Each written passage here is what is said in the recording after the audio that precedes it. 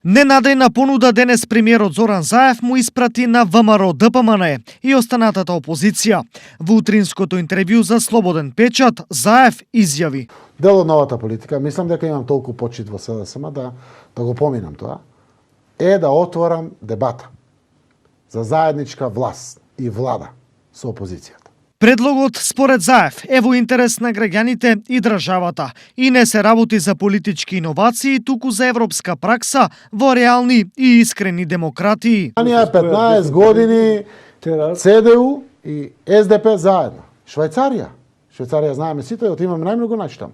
Сите се во владат. Кој ќе победи, се знае, повеќе е застапен. Значи, 2024 ќе победи пак СДСМ, остануваме вака застапени.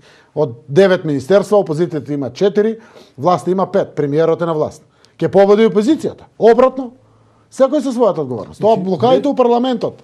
Нема да за тука на влада ќе решиме се. Ненајдената одлука на Заев предизвика огромно внимание и коментари, чии добар дел се од прашањето како ненадејниот предлог да се толкува. Во моментот колку што ја разбирам изјавата на премиерот, тоа е понуда подадена кон опозицијската партија, меѓутоа без нивниот тековен лидер. Така што мислам дека може да се толкува тој наратив во СДСМ постои поодамна за помирување и за некакво заедничко действување напред.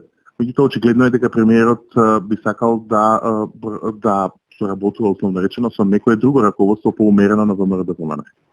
Во таа смисла тоа може да функционира, бидејќи функционира во повеќе земји во Европа, но само доколку и опозицијата го прифати тоа барање на наратив, односно агенда заедничка утврдена со владата.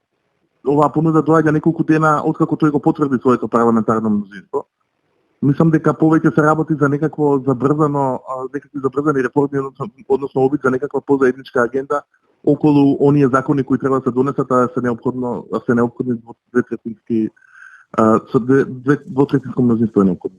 Во секој случај е рана фаза ова, влади национален спас се формираат за одредени прашања, не се формираат из чиста мира.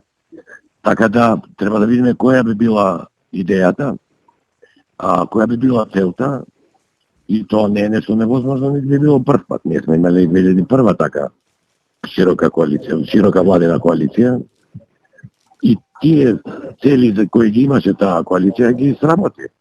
И после нормално си продолжи политичка влада. Од ВМРО ДПМН идејата на Заев не ја прифаќаат и нудат решение кое е поинакво, но кое сепак води до предвремени парламентарни избори.